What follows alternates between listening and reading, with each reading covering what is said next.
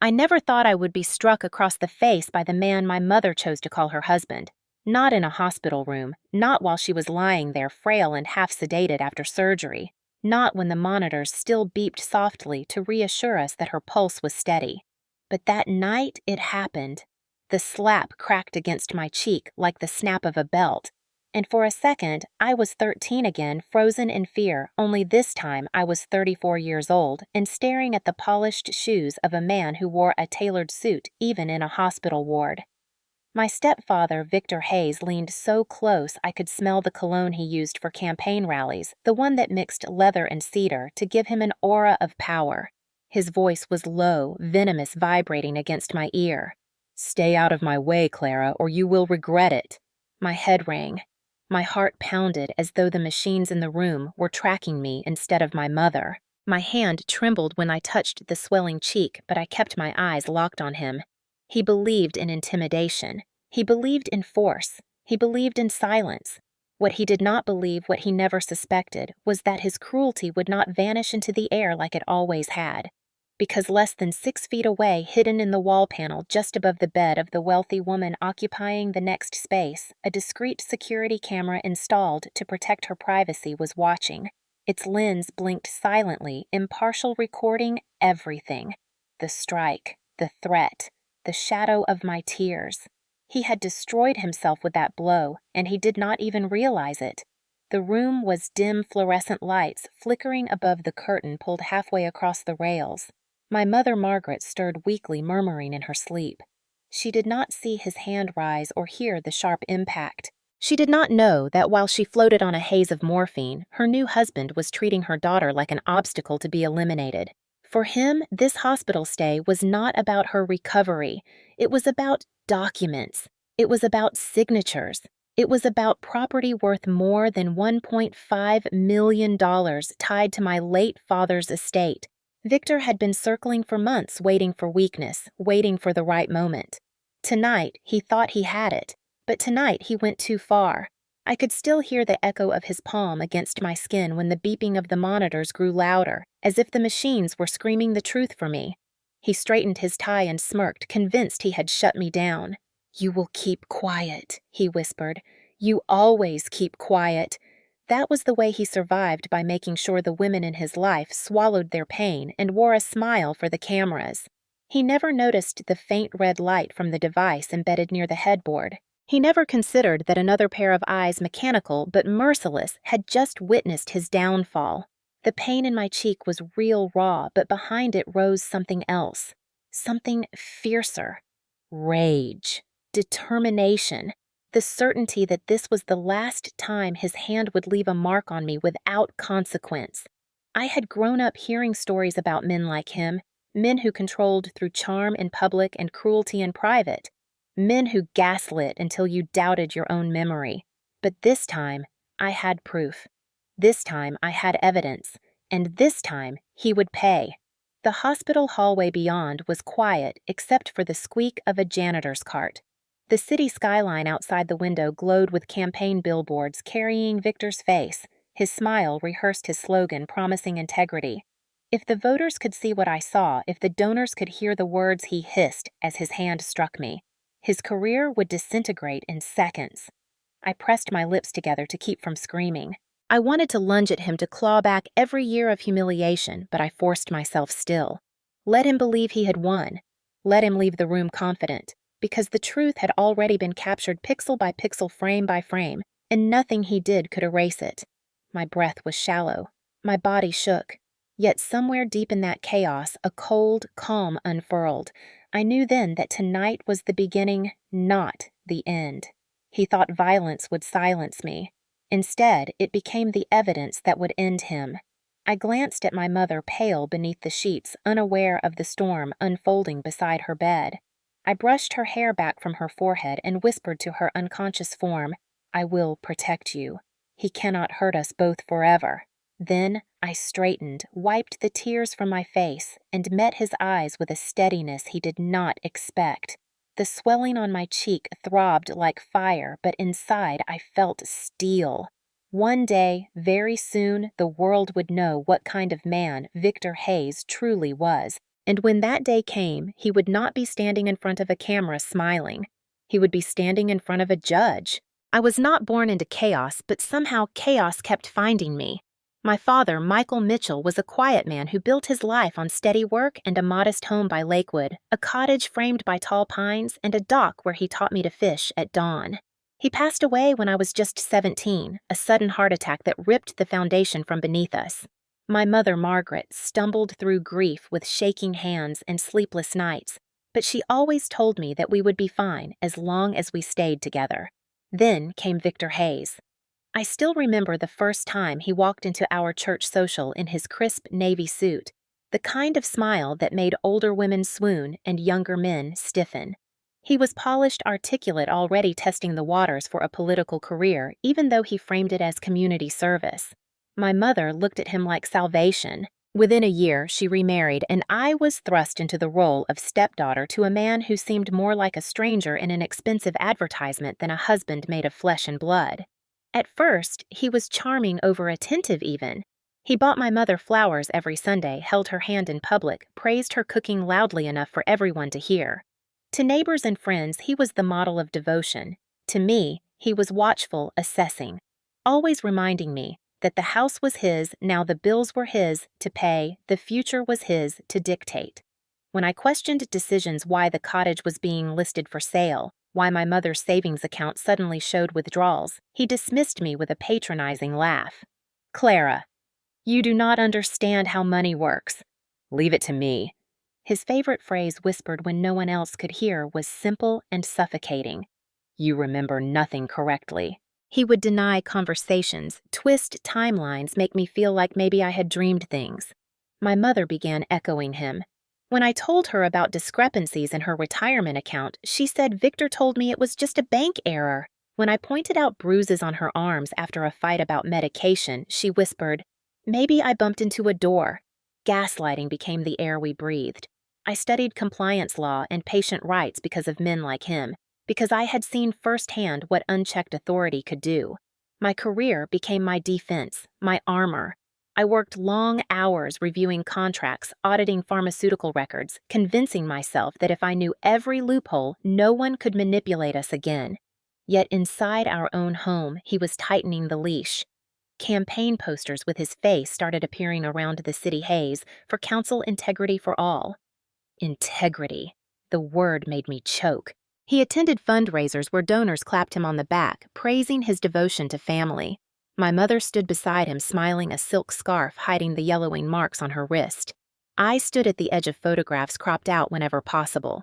He was methodical in shaping his image.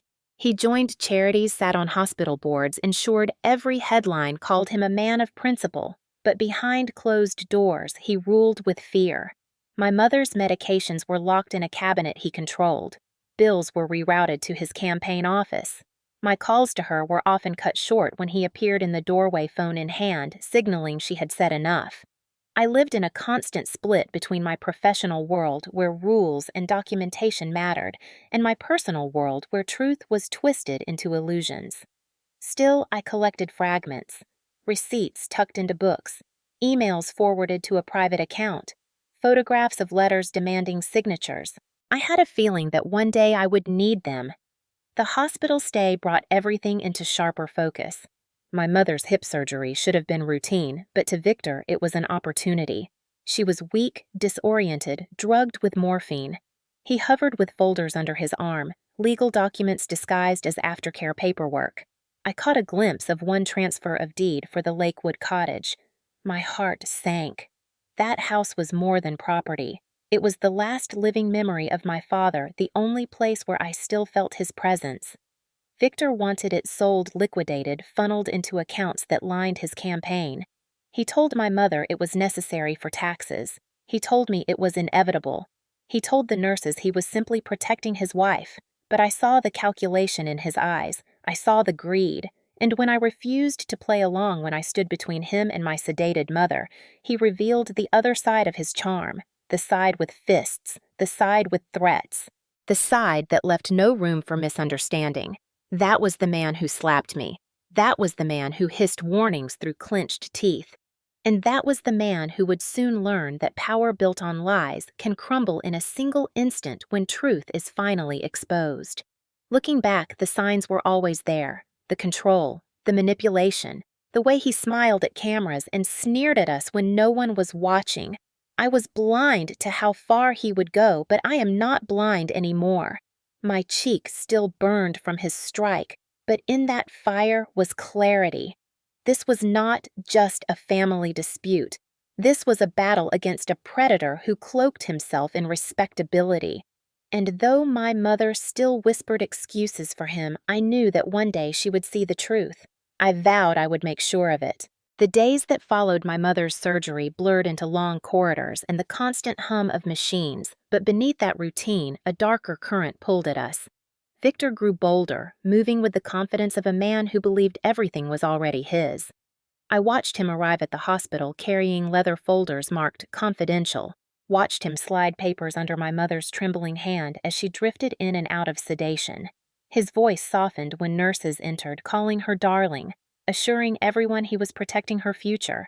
But when the door closed, his tone sharpened like a blade. "Sign it, Margaret," he demanded, guiding the pen toward her fingers. She groaned, half-conscious, the ink smearing. I lunged forward, pulling the document away. My eyes caught the title, "Power of Attorney Irrevocable, granting him full control of her finances, her estate, her medical decisions." I crumpled it in my fist. He snatched it back, glaring. "Do not meddle in matters you do not understand, Clara." But I understood perfectly. This was theft cloaked in legality. I started documenting everything. I snapped photos of the papers when he wasn't looking, jotted down dates and times of his visits, noted the names of nurses who witnessed his behavior. My training as a compliance officer kicked in. I built a timeline, a record he could not erase. One afternoon, I overheard him in the hallway, his voice hushed but urgent into the phone. "Once the assets are liquidated, the campaign is saved." My stomach dropped. He was not just stealing from my mother. He was laundering her life into his political machine. I confronted him later, my voice shaking. "I know what you're doing, Victor." His laugh was cruel, amused. "And who will believe you, Clara? You are just the bitter daughter who cannot stand to see her mother happy." He leaned close, eyes gleaming. "Everyone thinks you're unstable. You will destroy yourself long before you destroy me." The words cut deeper than the slap. That was his weapon, not just violence, but the corrosion of truth itself. I turned to my mother for support, desperate for her to see. She lay pale against her pillow, eyes glassy from medication. "Mom, he is trying to take everything Dad left you. He is manipulating you." She blinked, lips trembling. "Victor told me it is just for taxes, Clara. He says he is protecting me." My throat tightened. Gaslighting had wrapped itself so tightly around her that my words slid off like water. Still, I persisted. I showed her the photographs of documents. She frowned, uncertain, then whispered, "Maybe you are misreading them. Victor always explains these things better." My heart broke in that sterile room. I realized then that I was alone in this fight, at least for now. But solitude did not mean surrender. I dug deeper. I requested copies of hospital visitor logs, discovered Victor had arranged late-night meetings with a notary who slipped in after hours. I pulled financial filings from the state database and found 3 new LLCs registered under obscure names tied to his campaign manager. The amounts matched the withdrawals from my mother's accounts almost to the dollar. He was siphoning her wealth to fuel his political rise. Each discovery fueled my resolve. Yet with every step closer, the danger grew. Nurses began to avoid me whispering after Victor had conversations with the board. One warned me quietly. "He says you are harassing your mother. Be careful." My access badge to certain floors was suddenly deactivated. Victor was tightening the noose. One evening, I returned to my apartment to find my mailbox jammed with campaign flyers, each bearing his smile, his promises of family values. The hypocrisy choked me. I tore them to shreds, my hands shaking rage blurring my vision. That night, I barely slept, scrolling through my evidence, arranging it chronologically, imagining how to present it when the time came. But fear gnawed at me. He was powerful, well-connected, and my voice was just one against his empire of lies. Still, I clung to one truth: evidence does not lie, and I had it. What I did not know then was that fate was about to hand me more than I ever expected. Because hidden in the room just next to my mother's, behind the eyes of a small black camera no bigger than a thumbprint, another story was being recorded. A story not under my control, not arranged by me, but one that would prove far more damning than any photograph or receipt I could collect. At that moment, I did not yet realize that while Victor was weaving his web, the web itself had already been illuminated by an unblinking lens. I only knew that the tension was building toward something explosive, and I could feel in my bones that the next confrontation would not end with words. It happened on a Tuesday evening, the kind of evening when the fluorescent lights seemed harsher, the air heavier, the silence sharper. I had stayed late at the hospital, sitting by my mother's bed, holding her hand as she drifted in and out of shallow sleep. Victor arrived just past 9 o'clock, his presence filling the doorway like a storm cloud. He carried another folder under his arm. His tie loosened, but his eyes alert, calculating. "Clara, step outside," he ordered, his voice clipped a command disguised as civility. I refused. My mother stirred, mumbling incoherently, her fingers twitching against mine. He moved closer, his shadow stretching across the bed. "We need to settle this now." His hand landed heavy on the folder as he flipped it open, revealing yet another document, this one, a property transfer granting him sole ownership of the Lakewood cottage. The signature line was blank, the ink pen poised. My stomach clenched. "She cannot even focus her eyes," I said firmly. "She is in no condition to sign anything." His jaw tightened, the mask slipping. "She does not need to be fully alert. Consent is consent." I snatched the papers away and shoved them behind me. His face darkened. For a moment, we stood inches apart, his breath hot with anger, his composure unraveling. Then it happened. His hand shot up and cracked against my face with brutal force. The sound was obscene in the sterile quiet, louder than the machines, louder than my mother's soft groans. Pain seared across my cheek, white hot, and my vision blurred. I staggered back, colliding with the wall, my heart pounding so hard I thought it would break my ribs. He leaned in, his eyes glinting with triumph. "Stay out of this, Clara," he hissed. "You are nothing. You have no power here. One word and you will be destroyed." Tears burned my eyes, not just from the sting, but from the humiliation, the raw violation of his dominance. My mother stirred but did not wake. The monitors beeped steadily, indifferent witnesses. He thought it was over, that his violence would silence me like it always had. But this time, something was different. Because just a few feet away, separated by a thin curtain, another woman had been watching. A frail voice spoke from the next bed, calm but edged with steel. "That will be enough, Mr. Hayes." We both froze. Slowly I turned my head and saw her, the patient in the adjoining bed, Eleanor Vale, propped up against her pillows, her eyes sharp despite her fragile frame. She was wealthy, I remembered vaguely, her family old money, her name occasionally in society pages. Her lips curved into a faint, knowing smile. "I would not worry, Clara. It is all on camera." Victor blinked, confusion flashing across his face. "What are you talking about?" Eleanor lifted a trembling hand and pointed to the corner of the wall above her bed. There, almost invisible against the beige paneling, was a discreet black lens. "I have my own security installed. For my protection," she explained, her voice steady. "Everything in this room is recorded, every word, every strike, every threat." The blood drained from Victor's face. He whirled toward the wall, then back to her. "You cannot. That is private. That is illegal." She cut him off with a laugh, brittle but fierce. "Oh no, dear. Perfectly legal. I am a high-profile figure. The hospital agreed for liability reasons. And now, quite by accident, it seems my precautions have captured your crime." His mouth opened, then closed, his composure cracking. He looked at me, fury blazing, then at her, realizing too late that the mask had slipped in front of the wrong audience. Eleanor's eyes glittered as she added softly but with deadly precision, "You have just destroyed yourself." My pulse raced, adrenaline surging. The cheek he had struck throbbed, but inside me something shifted. For the first time in years, I felt the balance tip. He was no longer untouchable. Proof existed, undeniable, unalterable. The slap meant to silence me had become the very weapon that would unravel him. Victor sputtered, searching for words, then straightened abruptly, his mask sliding back into place. "This changes nothing," he snapped, snatching up his folder. "No one will believe you." He stormed out of the room, his footsteps echoing down the corridor, leaving behind the stench of his cologne and the crackling energy of his rage. I pressed my hand against my burning cheek and turned to Eleanor. "Thank you," I whispered, my voice breaking. She gave a slight nod, her gaze steady. "Do not thank me yet, dear. Use it. Use it well, because men like him only fall when the world is watching." My throat tightened. I looked at my mother, still unconscious, unaware of the storm that had just broken open. For the first time, hope flickered. I was not alone.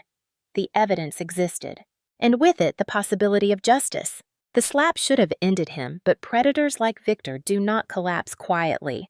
Within 24 hours, he launched his counterattack, swift and ruthless. The hospital administrator summoned me to an office lined with certificates and photographs of Victor shaking hands with board members. They said a complaint had been filed against me, allegations of harassment, of interfering with patient care, of accessing records without authorization. My jaw dropped as they recited the claims. He had accused me of exploiting my mother's condition, of trying to seize her assets for myself. He painted me as unstable, vindictive, incapable of separating professional duty from personal obsession. I was suspended from my compliance position pending review. My badge was taken, my email disabled. Just like that, the career I had built brick by brick was ripped away. When I protested, the administrator's eyes flickered with discomfort. "Clara, perhaps it's best you take some time off. Victor is a respected man."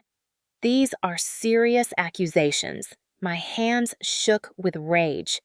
"Serious. He is stealing from her." He hit me.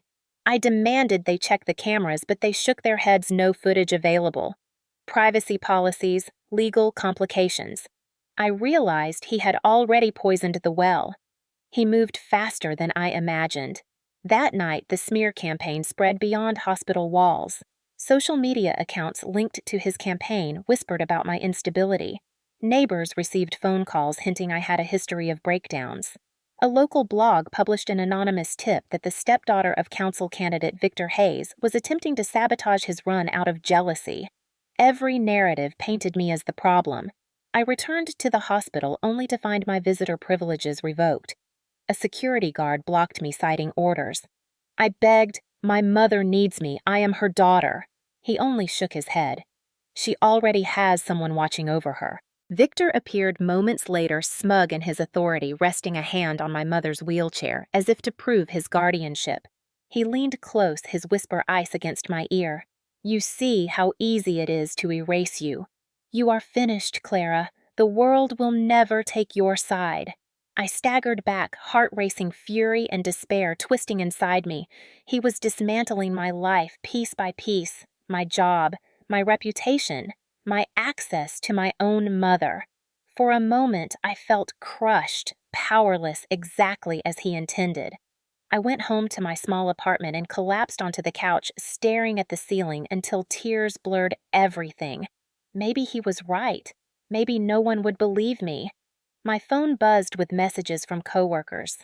"Are you okay?" We heard things. Some distant friends hesitated to call at all. His shadow was spreading like a plague. For days, I moved like a ghost, the bruise on my cheek fading even as the wound inside deepened. Yet, in that bleakness, I remembered Eleanor's voice, steady and sharp. "Do not thank me yet, dear. Use it. Use it well." I forced myself to visit her room again, slipping past nurses who frowned at my presence. She welcomed me with a firm nod, gesturing toward the discreet black device above her bed. "The footage is safe," she told me. My son retrieved the files. "Victor cannot touch it." My breath caught. Proof existed untouched by his reach. But Eleanor was cautious. "Men like him fight dirty. He will try to bury you in lies. You must be smarter. Stronger." Her words lit a spark. That night, I spread out every scrap of evidence I had collected: photographs of documents, registration papers of LLCs, receipts showing funds drained from my mother's accounts. Piece by piece, I built a case, a timeline, a story stronger than his smear. It was not easy. The weight of his influence pressed hard. One evening, I discovered my apartment door ajar, drawers rifled through, files disturbed, though nothing obvious stolen. A warning. Another time, a black SUV idled outside my building for hours, engine running, windows tinted. Intimidation. I sat inside, clutching the memory drive Eleanor had given me, whispering to myself that I would not break. Still, the pressure nearly crushed me. I woke from nightmares of losing my mother forever, of Victor standing on a podium declaring victory of myself, forgotten, discarded. There were mornings I could barely breathe, yet every time doubt threatened, I touched the swelling scar on my cheek and remembered the sting. I remembered his words, "You are nothing," and I swore I would prove him wrong. But before I could bring him down, I had to survive his counterattack. Just when I thought the walls were closing in, Eleanor Vale showed me that even the most powerful predator can be cornered if you know how to fight. She summoned me to her room one quiet afternoon, her frail frame propped against pillows, but her eyes sharp as glass. Sitting beside her was a man in a tailored charcoal suit, gray streaking his temples, a briefcase at his side. "Clara, this is Daniel Brooks," she said. "My attorney. He has dealt with men like Victor before."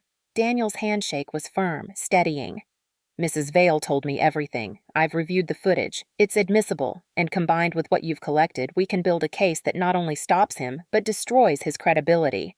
My breath caught a mix of relief and fear.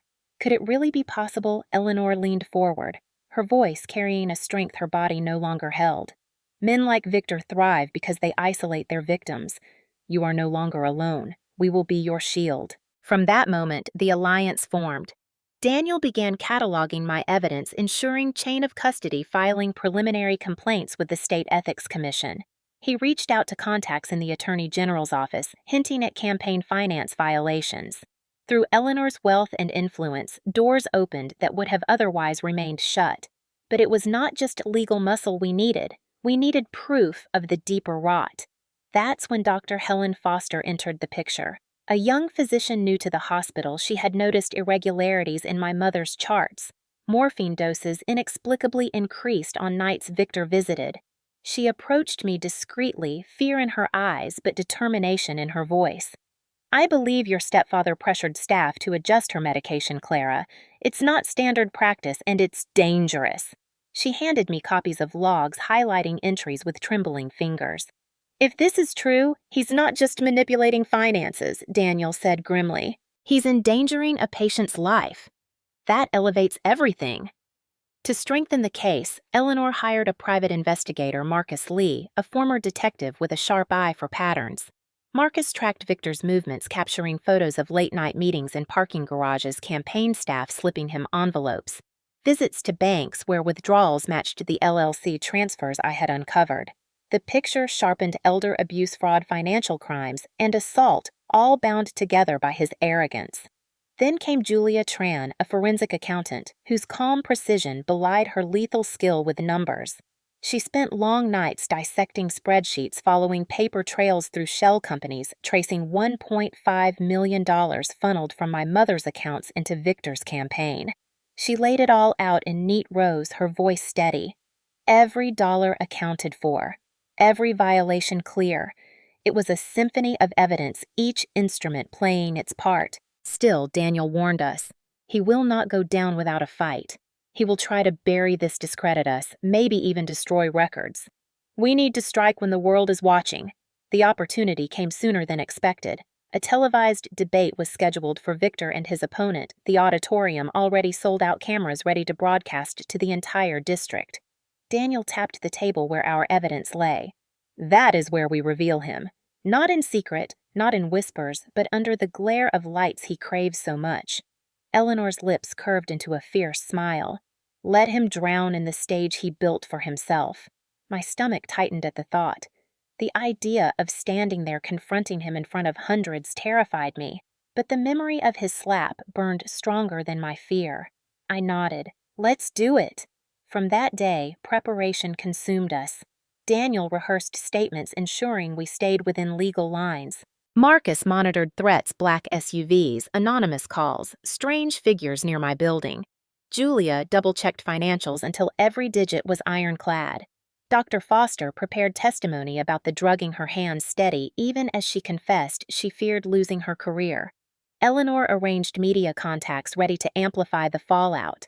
I trained myself to speak without trembling, to look into cameras and tell the truth without flinching. Nights were long haunted by nightmares of him silencing me, but mornings I woke sharper, harder. The Alliance became my family, each of them standing where my blood relatives could not.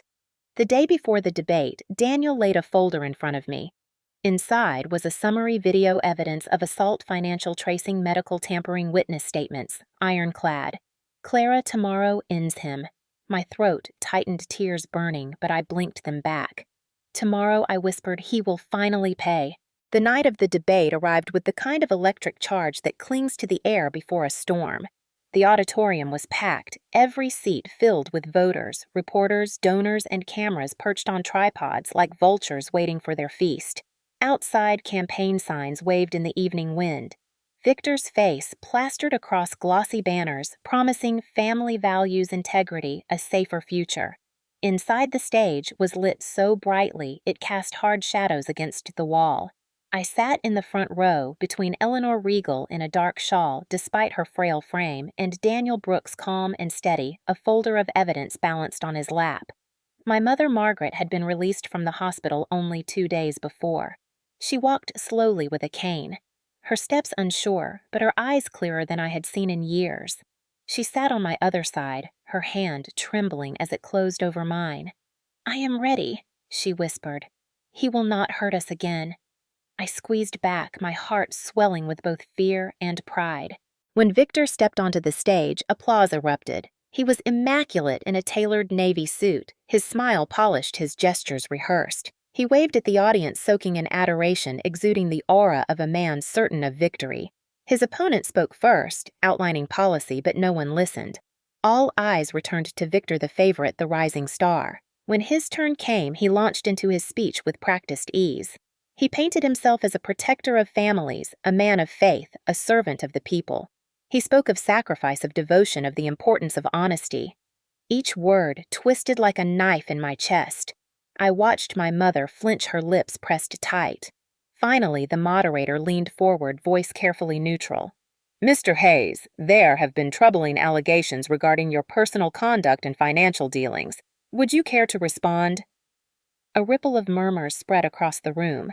Victor chuckled, shaking his head as though swatting away a fly. "Yes, I've heard these rumors. They come from a deeply troubled woman, my stepdaughter, who has struggled for years with resentment. It saddens me she would stoop to such lies, but I will not allow baseless accusations to distract from serving this community." His words were smooth, his tone paternal, the audience nodding along. He gestured toward me in the front row, his voice dripping with false concern. "Clara, you need help, and I hope one day you find peace." The crowd shifted uncomfortably, their sympathy sliding toward him. My chest tightened. Was this how it would end, with him casting me as unstable, with everyone believing Daniel stood, then his voice strong? "Enough." He stepped into the aisle, holding up a flash drive. "My name is Daniel Brooks, attorney at law. I represent Clara Mitchell and Mrs. Margaret Hayes." The audience stilled, the cameras pivoting. "We have incontrovertible evidence of Mr. Hayes committing assault, elder abuse, and financial fraud." Gasps rippled. Victor stiffened, his smile faltering. "This is outrageous," he barked. "Slander security, remove this man." But before guards could move, Eleanor's voice rang out sharp despite her age. "Sit down, Victor. You are finished." The moderator, sensing blood, gestured for Daniel to continue. "Very well, show us." Daniel nodded toward the technician waiting at the projector. Within seconds, the screen behind the candidates flickered to life. Grainy but clear footage filled the auditorium. The image showed Victor in the hospital room, his hand rising the violent crack as it struck my face. The sound echoed through the speakers, magnified so every ear heard it. Gasps and cries erupted. The footage continued, capturing his hissed threat. "Stay out of my way, Clara, or you will regret it." The silence that followed was heavier than stone. My heart pounded as hundreds of eyes shifted from the screen to the man on stage. Victor's face drained of color, then flushed red. He stammered, "That is taken out of context. She provoked me." But the screen did not stop. It cut to another angle provided by Marcus Lee showing Victor meeting with campaign staff in a parking garage, envelopes exchanged. Julia's traced financial records appeared next, dollar amounts scrolling across the screen, funds siphoned from my mother's accounts into shell corporations. Then came Dr. Foster's testimony, her voice steady as she described how Victor pressured staff to increase morphine doses. Finally, my mother rose, her cane clutched in her trembling hands. Her voice cracked but carried. "Victor Hayes drugged me. He stole from me. He hit my daughter, and he made me believe I was imagining it all." Tears streamed down her face. "No more." The audience erupted into chaos, reporters shouting questions, cameras flashing, voters crying out in shock and anger. Victor spun desperation leaking through every word. "Lies, all lies. These women are conspiring against me." But the more he shouted, the more he unraveled. Sweat glistened on his brow, his practiced gestures now frantic. He lunged toward the moderator's desk, slamming his palm down. "This debate is over. You cannot do this." At that exact moment, two men in dark suits stepped forward from the wings. The seal of the Federal Bureau of Investigation gleamed on their badges. "Mr. Hayes," one announced, "you are under arrest for fraud, elder abuse, and assault. You have the right to remain silent." Victor recoiled, eyes wide. "You can't. I am a candidate for council. This is a political attack." He tried to retreat, but the agents were faster, snapping handcuffs around his wrists as the cameras captured every second. The crowd shouted some jeering, some gasping, most recording on their phones. The image of Victor Hayes, once the golden boy of politics being dragged off stage in irons, burned itself into history. Eleanor sat taller, satisfaction gleaming. My mother collapsed against me, sobbing, but for the first time her tears carried relief. I held her tight, my own body trembling with release. Daniel leaned close, whispering, "It is done." The moderators, shaken, attempted to restore order, but the debate was effectively over. Reporters swarmed, demanding statements. Flashbulbs blinded me. Someone shoved a microphone in my face. "Clara, how long has this been happening?" I swallowed hard, forcing my voice to remain steady. "For years he manipulated us. Tonight you all saw who he truly is. No family should suffer in silence. If you are being abused, speak up. There is always someone listening, even if you cannot see them." My words echoed microphones, catching every syllable. Later that night, the footage played on every local news channel, then national ones. The headline blazed, "Rising candidate arrested for assault and fraud." Clips of Victor's slap looped endlessly, his campaign ads now grotesque parodies of his hypocrisy. Donors withdrew instantly. Endorsements vanished. His name, once gilded, became a curse. But more than his career, his mask had shattered. The world saw him for what he truly was, a predator who cloaked himself in respectability. I sat in the quiet afterward, my cheek still tingling with the memory of his strike, and realized that moment had become his undoing. Violence had been his weapon, but truth had become mine, and truth had won. The days that followed the debate felt like waking from a long, choking nightmare into a sharp, almost blinding dawn. News outlets replayed the footage of Victor's downfall on an endless cycle, his slap echoing across screens from coast to coast, his arrogant words dissected by commentators, his campaign reduced to ashes overnight. Within a week, prosecutors filed a string of charges: elder abuse fraud, assault campaign finance violations, witness intimidation. The weight of them stacked higher than even his ego could withstand. Bail was denied when investigators uncovered attempts to hide assets offshore. He was remanded to federal custody, his face a grim shadow in the mugshot that replaced his smiling billboards. The judge set the trial date within 6 months, but already the sentence felt inevitable. 25 years in federal prison was the projection, perhaps more depending on how many charges stuck. For the first time in years, I could breathe. My mother's accounts were frozen to protect her assets, the cottage at Lakewood secured under her name again. I took her there the first weekend after her release. She hobbled with her cane across the weathered dock, the pine-scented air filling her lungs. Tears welled in her eyes as she whispered, "I thought he had taken everything, but he did not take this." We sat side by side on the edge of the dock feet, dangling above the water, the memory of my father wrapping around us like a warm blanket. She apologized in broken phrases for not believing me, for letting Victor twist her perception until she doubted her own daughter. I held her hand tightly. "Mom, he fooled us both. That's what men like him do, but he cannot hurt us anymore." Slowly, she began to heal. Therapy sessions helped her untangle years of gaslighting. Each day, her voice grew steadier, her laughter freer. I, too, carried scars not all visible. There were nights I woke gasping, convinced I still heard his footsteps in the hallway. But therapy, my work, and the fierce support of Eleanor and the team who had fought with me began to stitch me back together. Eleanor, though frail, radiated triumph. She told me one evening over tea, "Justice is not always swift, Clara, but it always leaves a trail. You followed it, and because of that, others will find courage too." Daniel Brooks became more than an attorney. He became a mentor, reminding me that my knowledge of compliance and documentation was not just a career, but a shield I had wielded with precision. Dr. Foster testified bravely before the grand jury, refusing to let fear of reprisal silence her, and was promoted for her integrity. Julia Tran's meticulous accounting work was praised in national reports, her reputation soaring. Marcus Lee handed me the last surveillance report with a grin. "You know most people break when they're targeted like you were. You sharpened."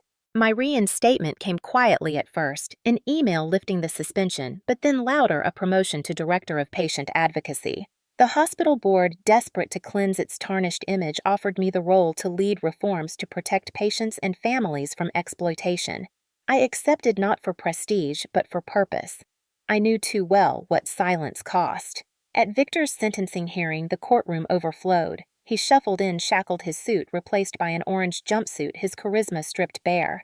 My mother stood, her voice trembling but resolute, describing the fear, the manipulation, the pain. I followed, recounting the slap, the threats, the years of control.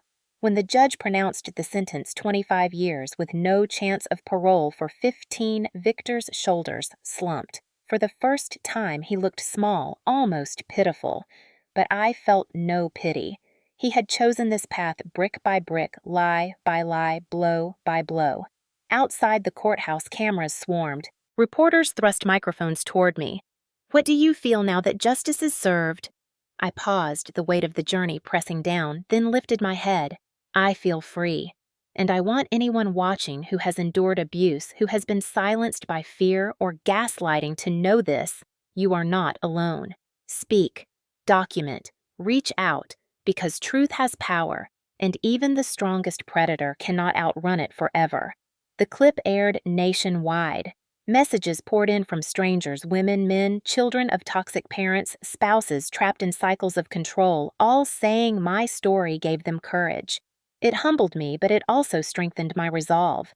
Healing was not just for me and my mother. It was for every voice that had been choked silent. Months later, on a quiet evening at Lakewood, I sat by the water's edge, watching the sun sink into gold and crimson. My mother dozed in a chair behind me. Eleanor's laughter drifted from the porch where she sipped wine with Julia and Daniel, and for the first time I felt the contours of peace. The scars on my cheek had faded, but the memory would never leave. And I did not want it to. It was the mark of survival, the reminder of what had been lost and what had been reclaimed. I whispered into the dusk. He thought he could silence me with violence, but the truth left a trail and I followed it. Now I am free. If you stayed with me through this story, I want to thank you. These kinds of betrayals cut deep, and sometimes the scars are invisible, but every time we share them, we break the silence that abusers count on.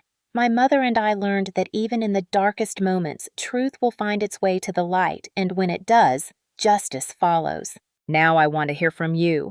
Where in the world are you watching from tonight? Tell me in the comments below. I read every single one, And if you've ever lived through a toxic family dynamic, if you've ever had to fight for your own boundaries, know that your voice matters here. Please, like this video if it spoke to you and subscribe to the channel so you never miss another story of survival, revenge, and justice. Share this with someone who needs the reminder that they are not alone. Together, we can build a community where truth always wins.